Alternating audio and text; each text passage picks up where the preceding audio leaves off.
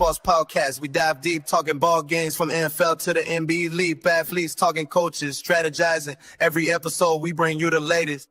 From soccer fields to tennis courts so vast. We cover every sport, night and day fast. Hear the stories, the wins, the losses too. Our passions for sports, no matter the crew. Mack Truck Sports, where the talk never ends. From the big leagues to the little friends. Get ready for the ride, we're just getting started. Mack Truck Sports, let's make this a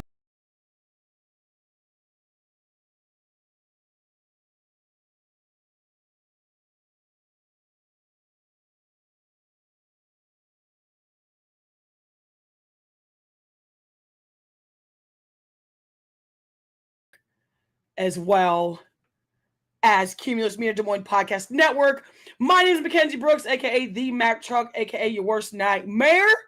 It is a heated one out here today, folks. It's like 97 degrees here in Des Moines, Iowa, and it's been 97 degrees here in Des Moines, Iowa for what seems like the past week and a half or more. I'm out here frying like a chicken, like a turkey on Thanksgiving, okay? Can't stand it. We got a big docket for you, so it's going to be a little bit longer show, so I do appreciate you guys joining me today, again, on a Monday afternoon on the Mack Truck Podcast. Today's quote of the day is presented to you by, again, none other than the Tired Sports Network and Cumulus Media Des Moines Podcast Network. Here we go. If you don't believe in yourself, no one will do it for you. Kobe Bryant. Now listen, if anybody knows me, you know that I am a huge Kobe Bean Bryant fan, okay? I am here for it. I love me a good individual quote, love me a good I just really love anything that can really just get your mind and set your mind into a different type of space. I'm here for all of it. I'm all in, all out, whatever you want to call it. I like to put my all into everything. So our docket today literally includes everything and anything in between. And we are also live on TikTok. So if you are watching from TikTok, hi TikTok. If you're watching from Facebook, StreamYard, and anything else, hi everybody. So let's get into it. I'm going to talk NBA Finals recap, score, injury, and NBA news itself. Also going to talk WNBA recap, scores, games. Caitlin Clark, Sophie Cunningham, and the Indiana Fever versus everybody at this point. And if you know what I'm talking about in terms of the reason Sophie Cunningham has gone viral, we're going to get into that. Also going to get into a College World Series recap, Coastal Carolina versus the LSU Tigers for the Men's College Baseball World Series. Going to go over that. Also going to go over the stats and results of the Stanley Cup Finals, Florida Panthers versus the Edmonton Oilers in terms of that. Also going to get into UFC Fight Night recap, Jamal Hill versus Khalil Roundtree Jr., and International Fight Week UFC 317, Ilia Topuria versus Charles Oliveira for the World Lightweight title, as well as a doubleheader in terms of the title bouts in the UFC, Alexandre Pantoja versus Kai Kara France for the World Flyweight Championship for UFC 313. So let's get into it. Again, brought to you by the Tired Sports Network, TikTok, Facebook Live, StreamYard, and Cumulus Media Des Moines Podcast Network. Listen, everybody wants to give me flack about my pick for the NBA Finals. Listen, I told people it was going to be Indiana in 7. If Tyrese Halliburton doesn't get hurt, I think the Indiana Pacers take the game. Now, unfortunately, Tyrese Halliburton tore his Achilles, and that was confirmed this afternoon via the Pat McAfee show and Shams Charania. Love me some Shams Charania. And he always seems to be able to break out things a little bit faster than some of the other sports anchors around, but it is his job as an NBA insider. So we'll get more into that. But the Pacers did drop this one. The Oklahoma City Thunder are your 2025 NBA champions. Took the game at home in Oklahoma City last night, 103-91. The Pacers end the series 50-32 in terms of overall on the season, and the Oklahoma City Thunder end the season 68-14. Shea Gilgeous-Alexander drops 29 points, goes 8 for 27 from the field, and goes 11 for 12 from the free throw line at 90%. Benedict Marathon, with his performance for the Indiana Pacers, 24 points, goes 6 for 19 from the field, and goes 10 for 10 at 100% from the free throw line. Listen, I actually got to see half of the game because it was softball and swinging bats and all the things, Sports Sunday, because that's what the Mac truck does. Okay. When I finally was able to sit down, the Pacers were down by about 20 points in the third quarter. I talked to some of my friends, watched them the game myself. I said, even though there's one quarter left, it seems like it's a little bit impossible, but that's what your bench play is for. The Indiana Pacers bench play, including Pascal Siakam, who has championship experience, at least for on that Pacers side of the ball, started to make a comeback. And I feel like they kind of waited a little bit too long to really get that comeback going. But obviously with Tyrese Halliburton leaving the game within the first quarter, first 5 minutes, first 6 minutes of the quarter with that Achilles injury at the time, sometimes you can't just wait till the end of the game or towards the end of the game to try to get something cooking. If the title wasn't on the line, and if I would say if that wasn't Game 7, we'd have a different story on our hands. But unfortunately, it was Game 7. I mean, I told people, the Indiana Pacers have quietly been proving a point all season. All season. That's why I picked them in 7. Now, the Oklahoma City Thunder has a lot of experience. They also have a lot of young guys, just like the Indiana Pacers. As far as experience, you have Alex Caruso, one of the best ball handlers and bench time players in terms of adding that offensive efficiency to that high-powered Oklahoma City offense with Chet Holmgren, Shea Gilgeous-Alexander, people like that. And I'm frankly not even really upset about the fact that they won. I was just sick of the hype. I was sick of people thinking that the Indiana Pacers weren't going to put up a fight. And I'm like, y'all really just haven't watched enough NBA basketball or basketball in general to really, I don't know, see the fact that they have literally been putting up a fight all season. But the same thing goes for Oklahoma City. Everybody, for the most part, was kind of counting them out because everybody was counting on Boston to get back. Jason Tatum tore his ACL, and the Boston Celtics lost in the first round of the Eastern Conference Finals. I mean, the injury bug happens. Okay, injuries happen, and it is what it is. And that's what we try to avoid here. And you in sports, you can't really avoid injuries. I mean, and honestly, I kind of had the same conversation with some of my own teammates and some of my own, just people in general. Like sports, it's almost inevitable that you won't get hurt or somebody won't get hurt or injuries won't happen. And I just remember watching the post game. Tyrese Halliburton was, in the tunnel waiting for his team to come back through to the locker room after the game. He stood there, shook everybody's hand, gave his teammates, as many props as they could, gave his coach, Rick Carlisle, as much props. And everybody, I could tell, just felt really just kind of down and out. And if I'm the Pacers, I'm not hanging my head. You took a very good Oklahoma City Thunder team to 7 games, beat them 3 times, okay, twice in their own home court, okay? I'm not hanging my head with anything. The one guy I do absolutely feel completely kind of just down and out for is TJ McConnell. TJ McConnell is definitely that 1B for the Indiana Pacers when it comes to the trio as far as Pascal Siakam, Tyrese Halliburton, and TJ McConnell.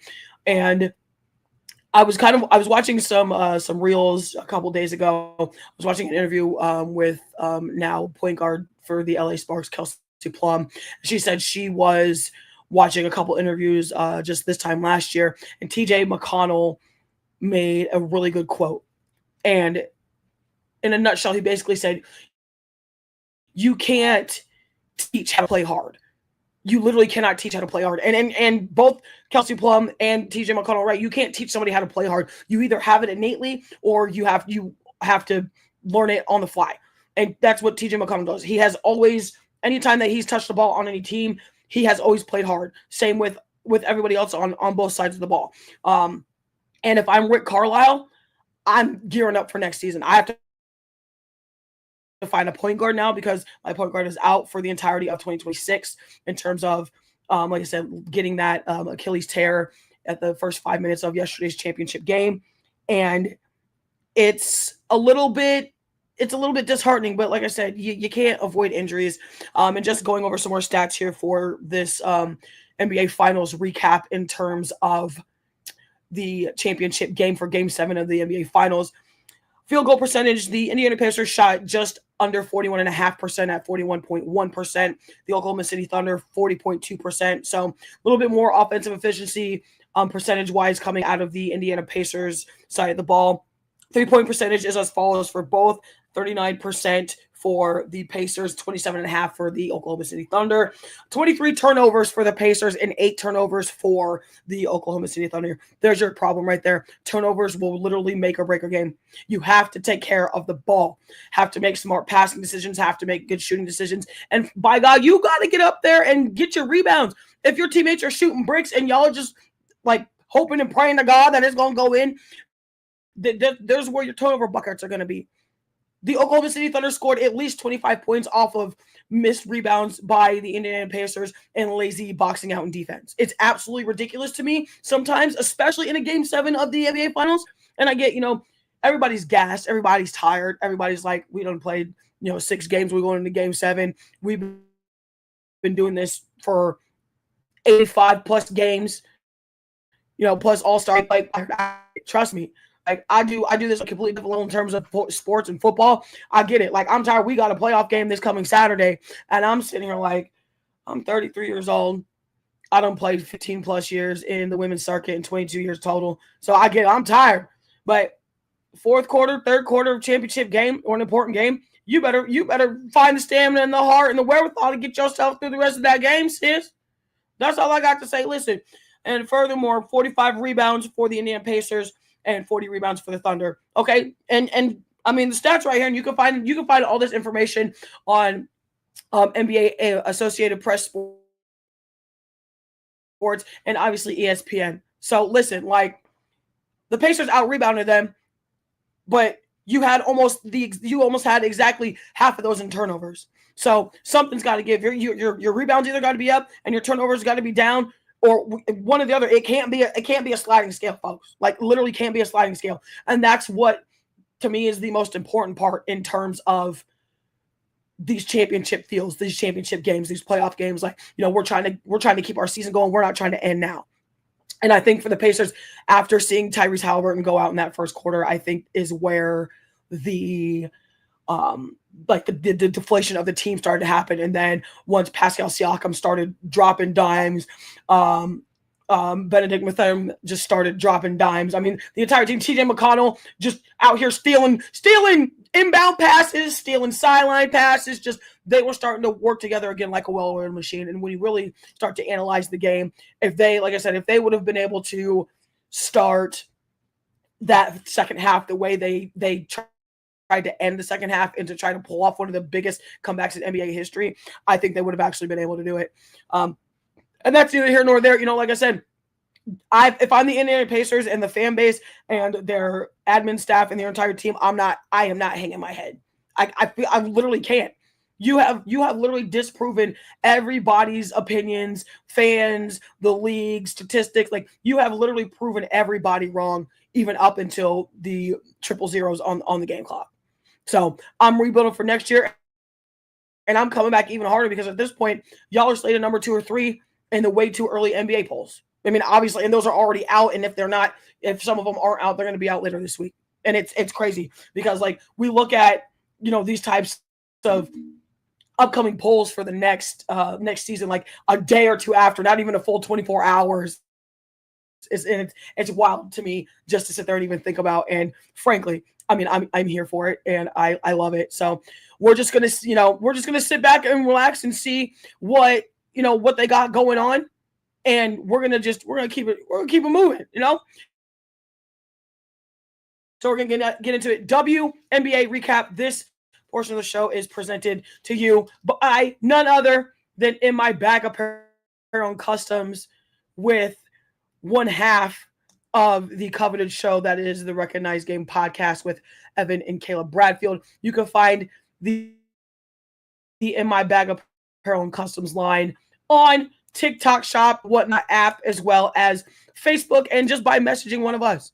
Okay, he is also the official merchandiser of the MacRuck podcast. If you are on TikTok, you're seeing the original logo. And if you're on the StreamYard and everything else stream, you can see it in the background of the big broadcast. Listen, and I see comments and big shout out to all the hosts of all the other shows in the Tyrant Sports Network, including Evan Thunder Bradfield himself in the Recognized Game pod. He's already talking about the Aces, and unfortunately, I am not going to start with the Aces, but I have to because they played my Fever and took my Fever all the way and beat them. After the Fever was leading like half of the game, and just listen, the Indiana Fever are on a 3-game skid. And it's okay because we see this happen in sports all the time. It just don't seem to understand. Skids happen and it's totally fine. It is totally okay. But when you have such a duo like Caitlin Clark, Sophie Cunningham, and really not even doing entire okay. Sophie Cunningham, Natasha Howard, DeWanna Bonner, who has missed 4 games due to personal reasons. Okay. Lexi Hull. Okay. Demiris Dantas, Kelsey Mitchell, Cindy Colson. Listen, I keep going. Okay. I can literally keep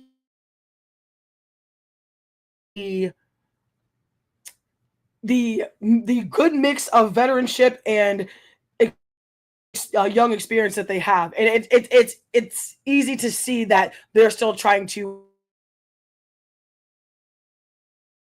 Very difficult. I mean, when you add ball to a team with a Kelsey Mitchell, with a Caitlin Clark, who's a phenom herself, with Alexi Hull, who has literally started to make her name for herself, and then you have to take that talent and go play Asia Wilson and the Vegas Aces with a championship legendary coach named Becky Hammond. Like, how do you do that? And not to mind you, Asia Wilson is just coming off of a concussion protocol, so she was hungry to play. Okay, and unfortunately, the Indiana Fever dropped this one by 8 points, losing on the road, making that their 3rd game losing streak, 81-89. Listen, Aaliyah Boston had herself a game, and I have 0 complaints whatsoever. Okay. Leah Boston, 26 points, 12 for 19 from the field, and goes 100% from the free throw line at 2 for 2. Asia Wilson, in what I believe was her 1st or 2nd game back off the injury, 24 points, 8 for 12 from the field, and 8 for 10 from the free throw line. And I actually got to watch some of this game yesterday as I was swinging a bat, and I get so irritated because I love Asia Wilson. Asia Wilson is one of my favorite players. Asia Wilson has literally helped just get the game to where it's at, even with the entrance of a Paige Beckers and a Haley Van Lith and a Caitlin Clark, and a Kate Martin from the past, just to name a few from the past couple drafts. But Asia Wilson has been that solid rock for the past couple seasons since before all the newer and younger talent came in. And you can tell that she was itching to get off of that injury protocol. She had herself a game. She bullied people, and that's what we were here to do. I had no complaints. And when I mean bully in a good way. I'm talking we're boxing out, we're playing hard, we're playing aggressive, but we're still respectful and clean. Fortunately, I have to backtrack to the previous game, or one of the previous games rather, for the Indiana Fever. Okay.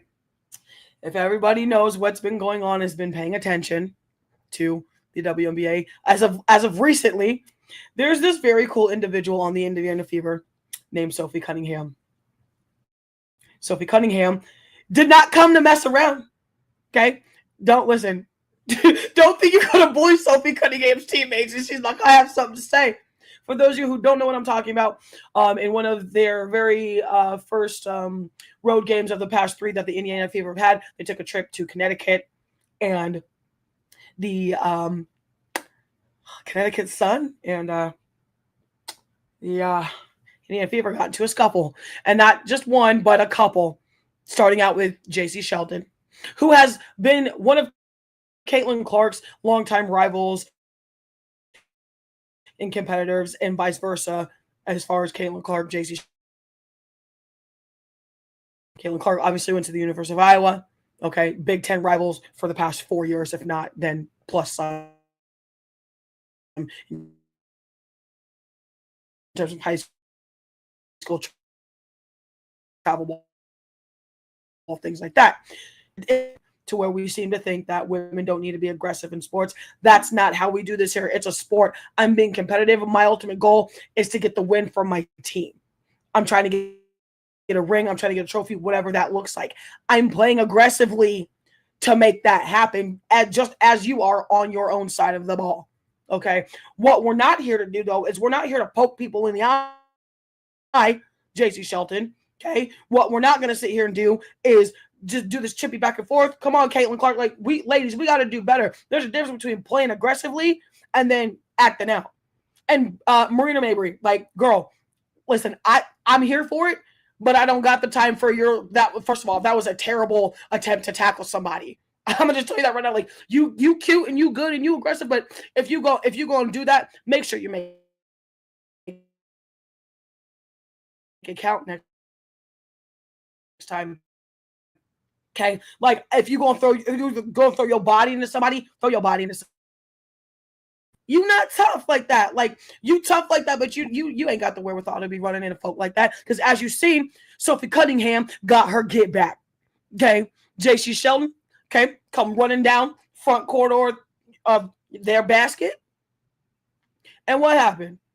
J.C. Shelton goes up for a shot. Sophie Cunningham, yeah, I don't think so. Have a seat, sis. And then your team want to try to buck up? Yeah, no. First of all, let me tell you something about Sophie Cunningham, okay?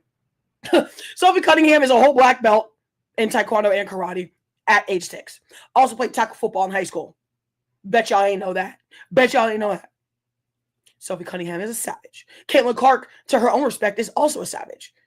Marina Mabry, outside of the fact that she just tried to do too much, I get you was trying to protect your teammate, but you should have told your teammate, not today.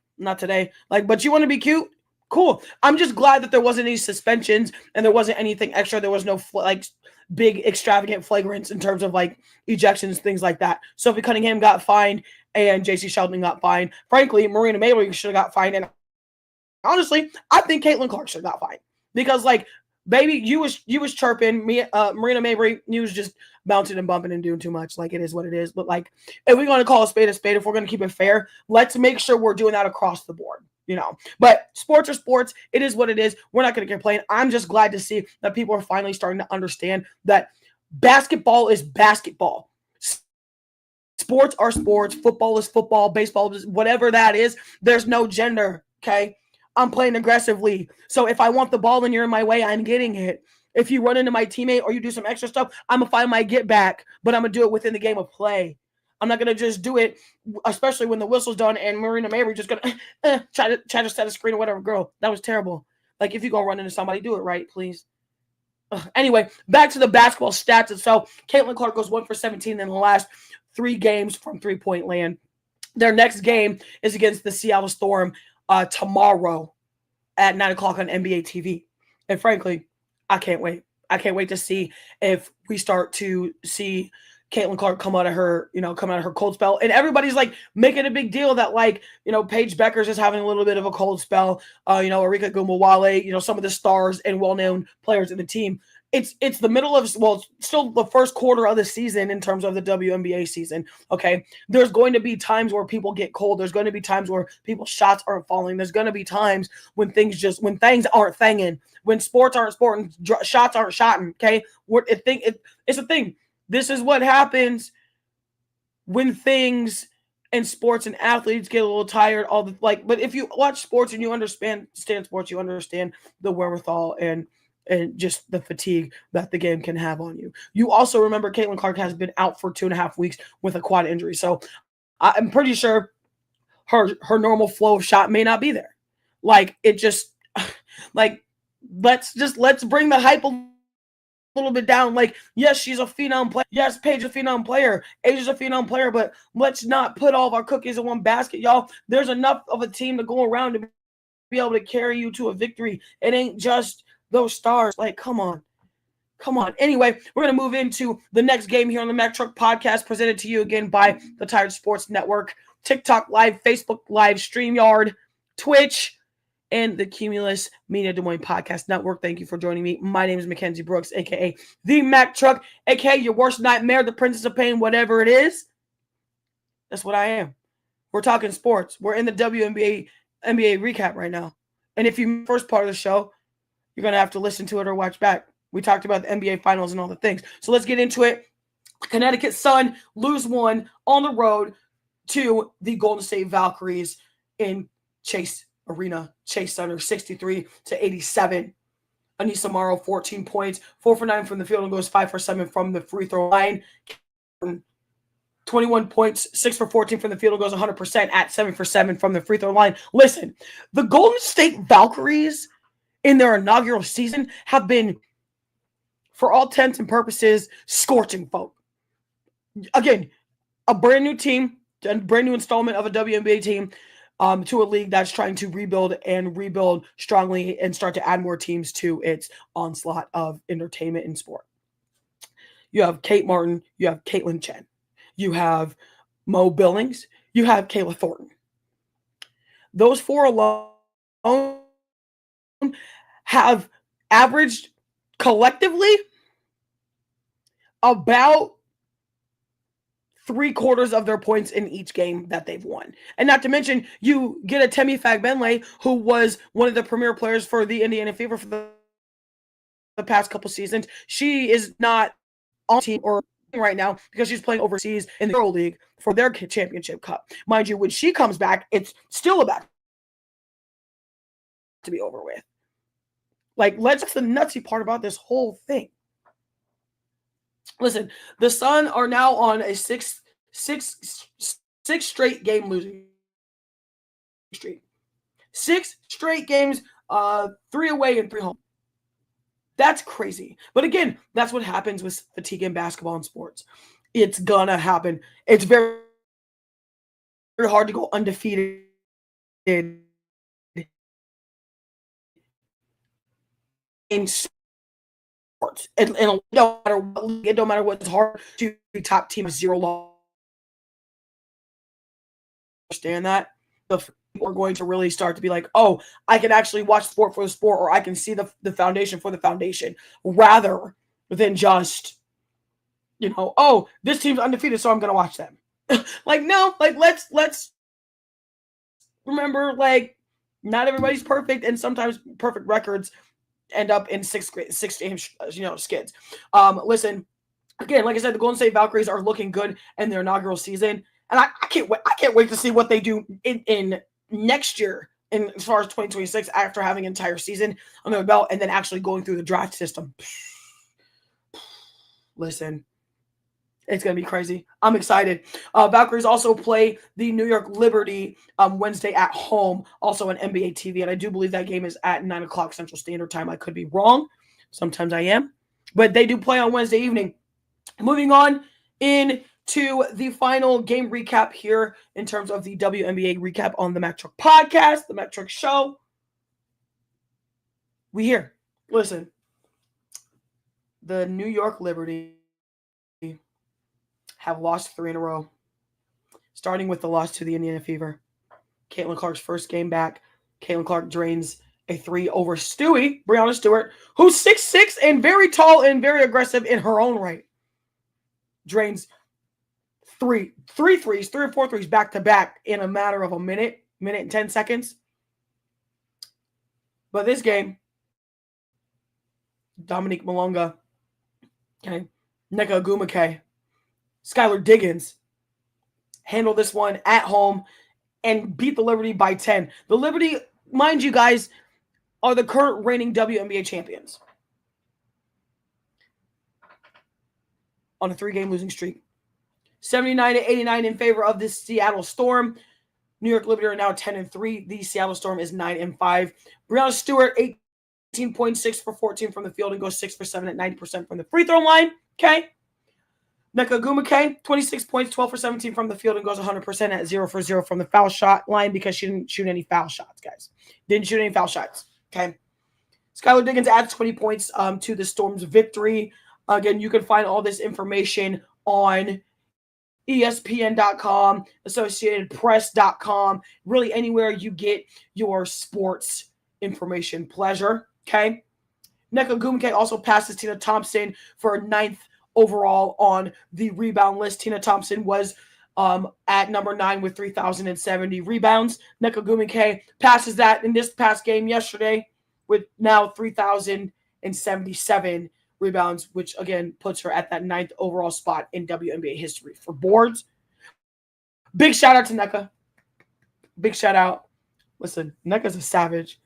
Nneka's a savage. And her sister Chanae, who I wish were still playing, both those two girls, two of my favorite players. Yeah, they some dogs. They some dogs. Listen, they some dogs. And if you don't believe me, you ain't watching WNBA, and you should because it's a sport. I'll just tell you that right now. But if you're watching the sport, folks, y'all know. Y'all know. That's all I got to say. Y'all know if you're watching the sport, you understand. Okay? Listen. Again, the New York Liberty have had back-to-back road losses, including this one to the Storm and then the one at home. So back-to-back losses in general. That puts them at the 10-3 spot. Now, mind you, I will tell you this. If the New York Liberty were at full strength, I think this game goes 10 points in the favor of the New York Liberty. Sabrina Ionescu was out with a neck injury. John Cole Jones out with an ankle. Leonie Fivish is out playing in the Euro Cup right now. Okay, she did not play, obviously. So again, when you have your team at full strength, full power, it looks a little bit different. It just does. You're also not the reigning defending WNBA champions for no reason. I'm gonna tell you that right now. You're not the leading defending WNBA champions if you're at full strength. And losses like this, will help build that momentum into the All-Star break, into those playoffs. Right now we're in the middle of the Commissioner's Cup, which is for. So at this point, I would much rather get the book of the rustiness, the injury, people coming off injuries. I'd much rather get those types of things and chippy losses out of the way now than after the All-Star break, because it's a little harder to recover to, get your record back or get back over 500 after the All-Star break. And especially, a perfect example just for this past season, 2020, 2024 was our Summer Olympic year. So there was over a month off for that. And, people were recovering from injuries, getting rest. And then the entirety of the rest of the 2024 season just came and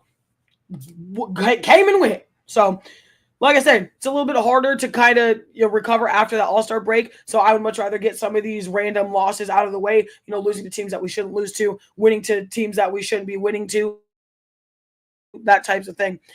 We are going to go ahead and move on into the next topic. This next topic is presented to you by Truth Barbering Shop, 6563 University Avenue. The beard and barber stylings of none other than Gary Duke Williams, Chris Fats Dixon, the barber, and sister Nisha Brown for your hairstyling and beautician needs. Make sure you hit them up on Booksy.com and or Facebook and tell them that the Mac Truck sent you. Because if you didn't, you wouldn't know anything about them because you're not already using their services. So make sure you hit them up on Facebook. Make sure you get your bookings in. They fill up fast. They do great work for great people around the city. And if you need a haircut, go visit them. Stanley Cup time, folks. Listen.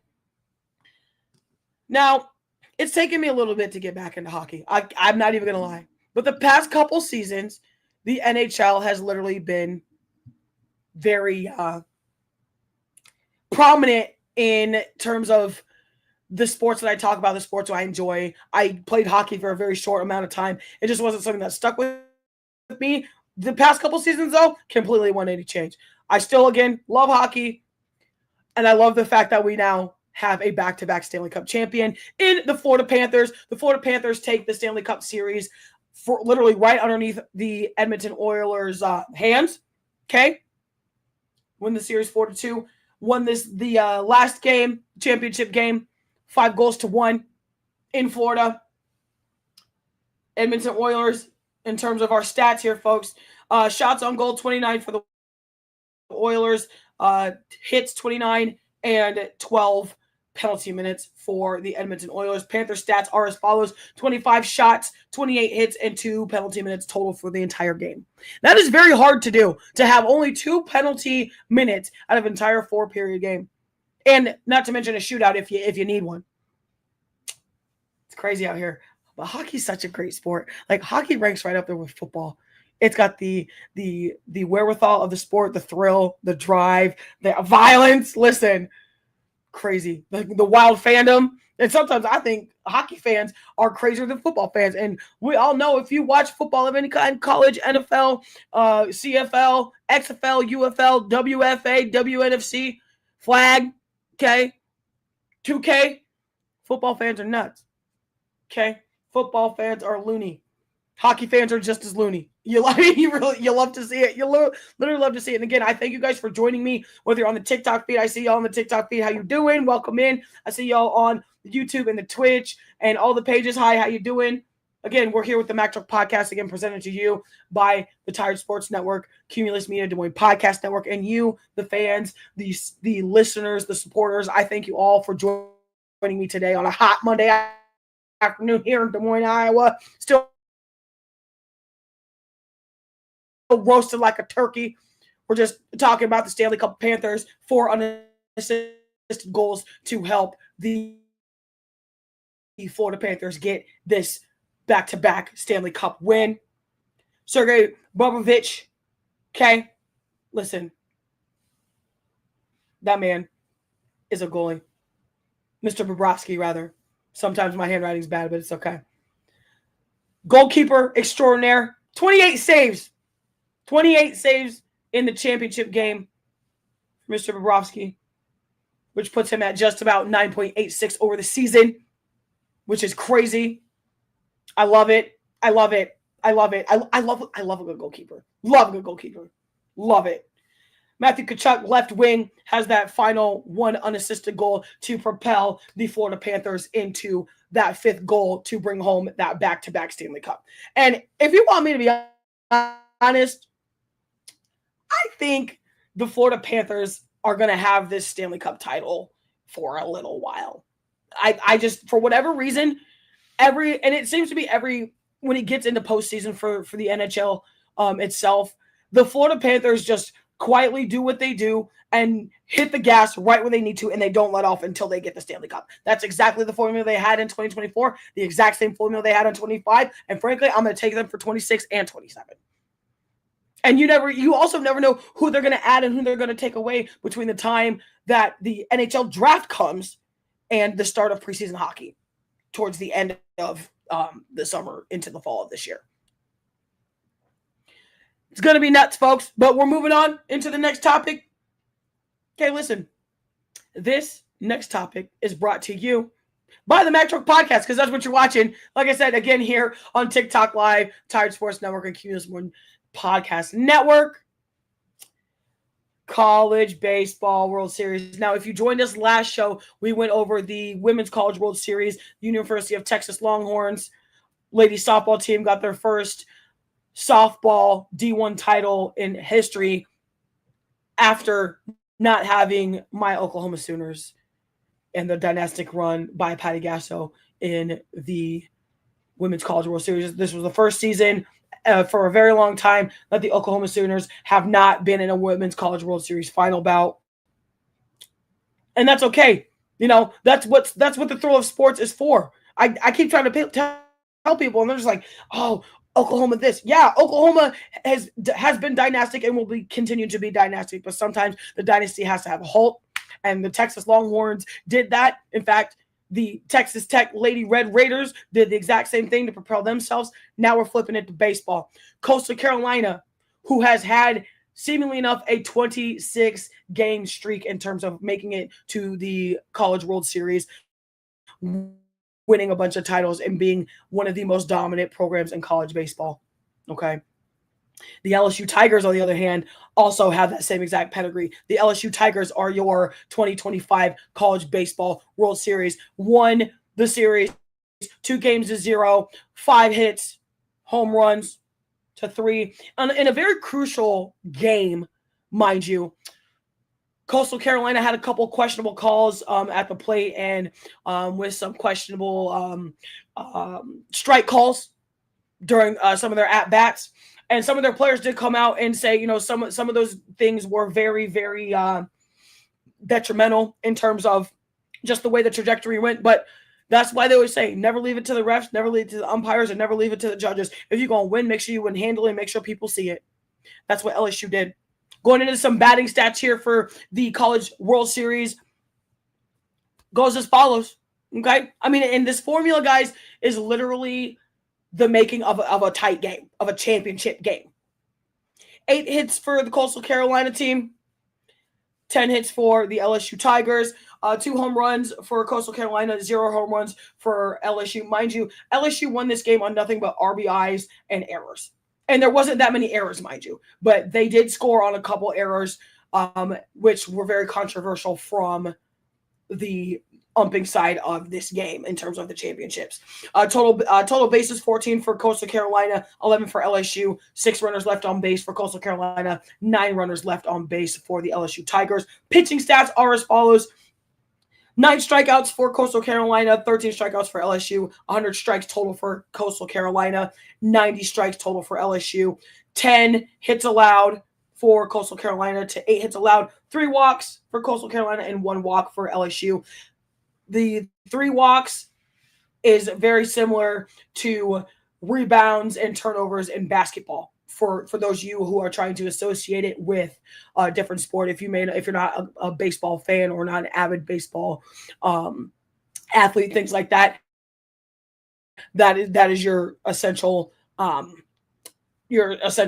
like sports stat comparison. Turnovers to walks. If you walk somebody, that's a free base. And depending on if your bases are loaded, and you walk the batter, you already have automatically 1 scoring and everybody's moving down 1. So that's what that kind of looks like.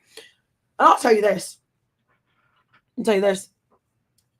Ever since Paul Skeens pitched the way he pitched his senior season for LSU, the LSU Tigers baseball team has been nothing but phenomenal. And obviously they were nothing but phenomenal coming up into that point when Paul Skeens was pitching 100 miles an hour as a college senior. Now look at him. He's pitching damn near 100 miles an hour for the Pittsburgh Pirates and handling his business. And anybody, any of the younger class that's playing for Coastal Carolina right now is also about to propel themselves into a very good spot in terms of AAA ball, minor leagues, and getting called up to the show. So I'm excited. I love sports so much. This is why I have a show. This is why we're here, guys. I just love sports so much. Listen, and again, I'm glad to be in this time, space, and continuing with y'all. Whether you're on TikTok, whether you're on any of the other streams, I appreciate the fact that y'all like me enough to listen to what I have to say in my opinion. And frankly, I'm for it. Okay, I'm for it. And we're just going to take a little bit of a segue here into another sport that a lot of you may not know about. Women's tackle football. Now, I was going to touch on this last week. I didn't get to do multiple shows last week. This week, we are actually doing multiple shows, so stay tuned. We'll have a docket for that tomorrow and all the things and all the ways that you can find, like, share, subscribe, support, everything like that. This weekend, in the WFA, that is the Women's Football Alliance, for those of you who are unaware. The first round postseason playoffs starts this Saturday. Specifically for your Nebraska Pride, for those of you who can see the background on the big streams here. So lower would be right-hand corner of the background. Nebraska Pride go over to St. Louis and play the St. Louis Slam, who are the leading defending WFA Division I pro champions of women's football. The Nebraska Pride, for those of you who either have been following since last year for the last couple seasons, things like that, Nebraska Pride are your current D2 champions. When you in the WFA, when you win the division championship, you move up to the next level until you get to the pro division, which is what we're in now. The Nebraska Pride. And I'm frankly, I don't even care. I don't care who's listening. I don't care who's watching. If you're from the league, hear me loud and clear when I say this. Y'all will stop underestimating us. Y'all have done that all season. Y'all have done that since last year. We told y'all we was going to win the D2 championship as a second-year team. What did we do? We won the D2 championship as a second-year team. We also done told you we was making it to playoffs as a first-year D1 team. And what have we done? Making it to playoffs, playing playoff game as a first-year pro team. On top of that, having a winning season, which we also told you, 4-2 on the season. Only 2 shutouts. Nobody likes a shutout. But if you've ever played the game of football, it happens. We have been underestimated this entire season. In fact, for the past 2 seasons. Y'all will stop that right now as far as I'm concerned. Because don't make me come back on this microphone and tell y'all what's up. Stats don't lie. Okay? Scores there. Proof is in the pudding. We ain't go down to Texas and play in 110-degree weather for nothing. We ain't play knockdown, drag out games to get to where we are for no reason. Keep playing with me. Please keep playing with me. I'm the last person y'all want to play with when it comes to back. You've been honey. Never, ever that happened. You got something coming to you. Either way, the first round of W playoffs starts this coming Saturday. The Pride versus the St. Louis Slam can be found on St. Louis Slam streaming site, which I have posted on my personal Facebook page, as well as the WFA has posted, the Nebraska Pride has posted it, and the St. Louis Slam has posted it. 7 o'clock Central Standard Time. Be there or be square. It is going to be a very rough game on both sides. I'm not even going to sit here and hold you. Not going to lie. Can't lie because I'm bad at it. But don't come in my inbox. Don't send me nothing. Don't talk about this, that, and the third. You will stop underestimating us. I don't give a damn how this game goes. That's for sure. What you won't do is that until you can put on pads and knock me off the line, say nothing and like it. Say nothing and like it. And that goes for all y'all who do the road to Canton too. This is your warning. Don't talk no more smack. Because I can guarantee y'all, none of y'all played football before like this. Y'all play football. Y'all never played this football. Don't do that. You will stop being disrespectful right now. Not on this show, you won't do it. Not on nowhere social media. Because don't make me come out the closet and dig up the old trolling towel. Because trust me, I will. You will stop disrespecting my team right now. I'll tell you that right now. You will never again, never, ever, ever again will you disrespect my team. I don't give a damn. And let that be a warning to all y'all watching out here. I don't give a damn. Say what you want, but you will not disrespect my team no more. Not at all. Y'all have no idea what we've been through disrespect-wise.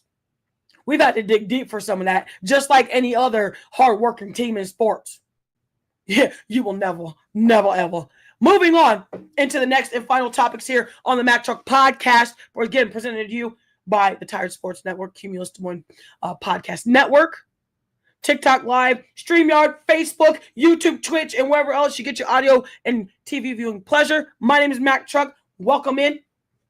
If you're just joining us, we just went over the stats and results of the Men's College World Series, as well as a very tasteful rant. And if you don't think it's tasteful, I don't give a damn. Then ask for your opinion. Don't watch the show. Don't listen.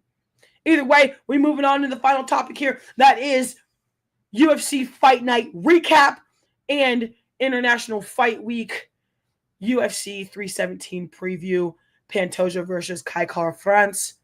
And Ilia Topuria versus Charles Oliveira for the lightweight championship. Now, for those of you who pay attention to the UFC, every time that there is a big pay-per-view coming up, there's always a fight night the week before. Same pattern here. This weekend's fight night was, in fact, Jamel Sweet Dreams Hill versus Khalil Roundtree Jr. in a 5-round light heavyweight bout. But there was two other fights on this card rather, that were very worth watching. Starting out with Curtis Razor Blades versus that scary man himself, Mr. Reza Khaneev. Listen, and this fight, I was really surprised went into a split decision. I'm not even gonna lie to you. Not even gonna lie. I was very shocked that it went into a split decision. But again, don't leave it in the hands of the judges. Never do that. Never do that. If you're gonna fight, if you're gonna compete for a win, because that's what we do in sports, don't leave it in the hands of the judges. Don't give the judges a reason to doubt you. Don't give the judges a reason to be like, oh, well, I think no. You better go for the knockout, or you better make damn sure that you fight or play well enough that is undesirable. Split decisions are crazy. But Curtis Blades gets it done. He's now 19-5-0 in his career. He came into this fight at -265 as the favorite to win. And sure enough, if you put money on the game, your game, fight, match, card, all the things, you got your money's worth in the heavyweight division. Curtis Razor Blades, 29-28 times 2 and 28-29 in favor of Mr. Khaneev. I'm going to tell you this, though. If Curtis Blades keeps the streak and consistency that he's been on for the past year or so, he will be in contention for the heavyweight title. And not to mention, we do have news coming out of the UFC that we'll talk to at the very end of these two topics. Moving on into the co-main event for this UFC Fight Night, Hill versus Roundtree Jr. Rafael Fiziev versus Ignacio Bahamondes. Okay? In your lightweight division, unanimous decision goes to Rafael Fiziev, 13-4-0 now on his career. Mr. Ignacio is now 17-6-0. And for those of you who don't know, in terms of the stat line, it's wins, losses, and no contest or disqualifications. So 13 wins, 4 losses, no contests or disqualifications. Again, Mr. Ignacio, 17 wins, 6 losses, no disqualifications or no contests on his current record as is. Rafael Fiziev gets the unanimous decision again in the lightweight division, 27-30 times 3 in that co-main event for UFC Fight Night, Roundtree versus Hill. And going into your main event for this Fight Night, Jamal Hill comes into this fight -130 on the cards as the favorite. Khalil Roundtree Jr. comes in at +110, which I feel like is a little bit disrespectful. But sometimes you can't really call how the money lines are going to look when people start putting on bets. You never know what the betting lines in the books have in terms of who they think is going to come out on top in terms of what your money and bets are going to look like. So it's disrespectful in a sense, but it is fair just because you can never actually tell until just before the fight or as the fight is going. And sometimes betting lines change in the middle of a game, in the middle of a fight. It don't matter. It don't matter. Sometimes it happens. Khalil Roundtree Jr. got the unanimous decision, though. Didn't leave it up to the judges. He's now 15-6-0 on the career. Jamal Hill, 12-4-0 on the career. 46-45 and 45-50 times 2 again in favor of Khalil Roundtree Jr. in the light heavyweight division. And frankly, I still think with the loss that Jamal Hill just took this weekend, I still think he's going to be put in contention for the light heavyweight title. I mean, there's this scary guy named Alex Pereira, Mr. Poatan. It's Jaguar and Brazilian, for those of you who don't know. But Khalil Roundtree Jr., I think moves up in the light heavyweight rings at least to number 6. I believe he came in at number 7 or 8. Going to be interesting to see what the next round of UFC rankings has to hold, especially after International Fight Week, UFC 317 rather, which is what we're getting into next. Ilia Topuria versus the best grappler, the best Brazilian jiu-jitsu practitioner to grace an octagon in Charles Oliveira, fighting for the UFC undisputed lightweight title. I'm taking Charles Oliveira. I ain't even gonna lie to you. I have bet against him too many times, and I have lost too many times. But I also know how tremendous of a fighter he is. I also know what Ilia Topuria can do. and what he has done. He has proven so many people wrong so many different times, much like Charles Oliveira. And I think that's why they waited to do this fight for International Fight Week. But not to mention, on the same card, you have a flyweight division championship title bout. Before we get into that, in terms of our betting odds, Charles Oliveira, ironically enough, comes into this fight plus 340. That's wild to me, which means it's minus 450, minus 475 for Ilia Topuria as the current favorite right now. Ilia Topuria comes into this fight undefeated at 16-0-0. 16 wins, no defeats, no contest. Charles Oliveira, obviously, who has the more experienced side of this fighting career, sport, whatever you want to call it. 35 wins, 10 losses, no contest on the career. It's crazy. It's crazy to me to sit here and think about that Charles Oliveira has 45 fights in his pro MMA career.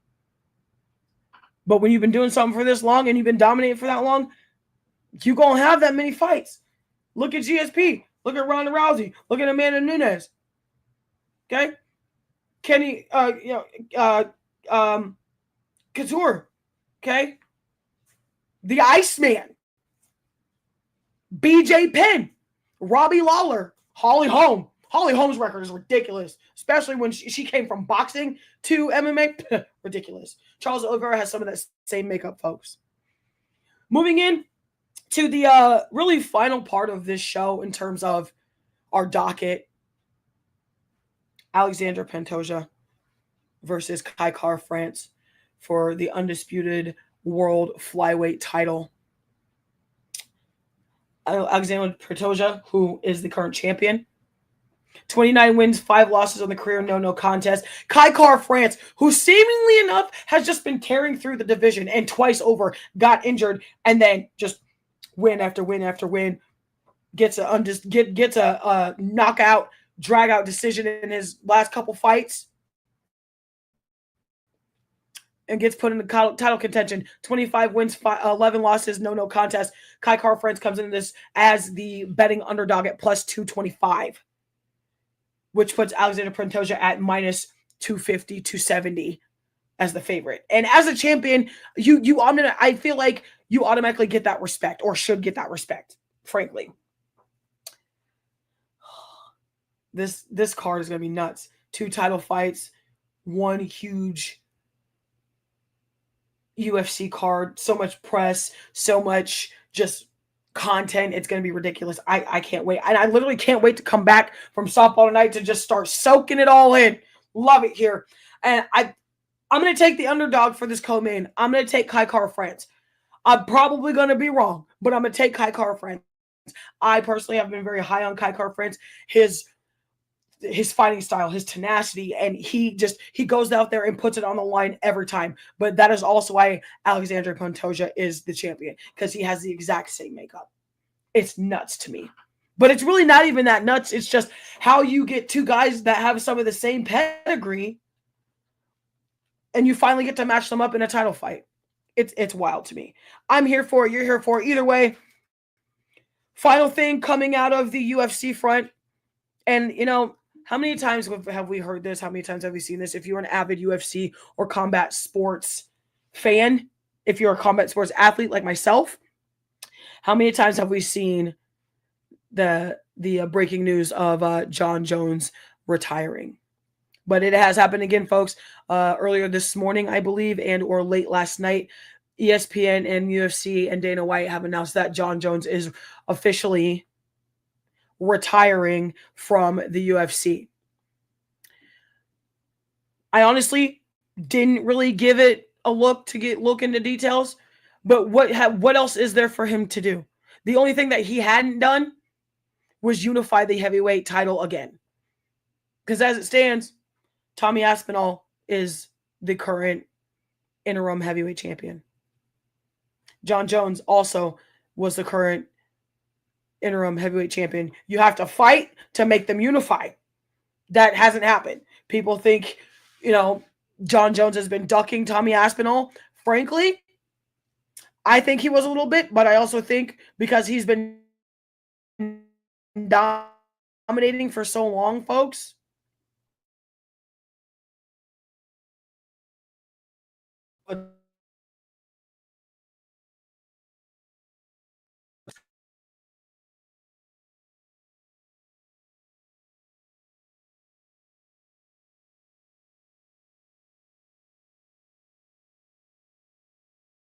his body mass frame to become a heavyweight, because everybody knows John Jones dominated the light heavyweight division for so long, went through the entirety of the roster in terms of light heavyweight, fought Cormier twice, lost once, got his get back, has fought Cyril Gahn at light heavyweight and heavyweight, has fought some of the best light heavyweight and heavyweight fighters known to man, has gone right through them, just like smooth like butter, and then it's like, I want to move up, moves up,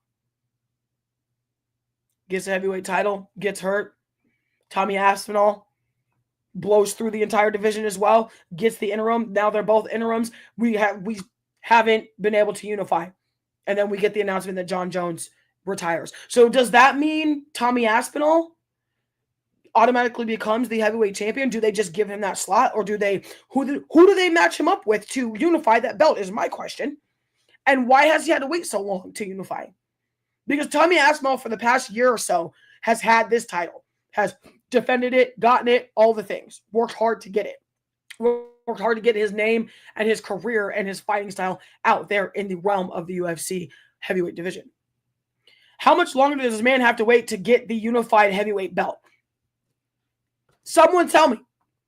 And with that, folks, I leave you here today. I thank you guys for joining me again. You have been listening, watching, viewing another edition of the TheeMackruckpod podcast, again presented by the Tyrant Sports Network, Cumulus Media Des Moines Podcast Network, Twitch, YouTube, Instagram, all the things, Facebook Live, StreamYard, all the things. It's been brought to you by that, as well as yourselves, the fans, the listeners, sports fanatics, athletes. Okay. And I leave it with this, just a couple quotes. In the illustrious words of Ellen DeGeneres, be kind to one another. In the illustrious words of the great Yinza himself, Pat McAfee, be a friend, tell a friend something nice, it could change their life. And in the illustrious words of myself and the great Prescott Kelly, stay up, stay blessed, stay tuned, and stay sporty. We'll see you on the next one.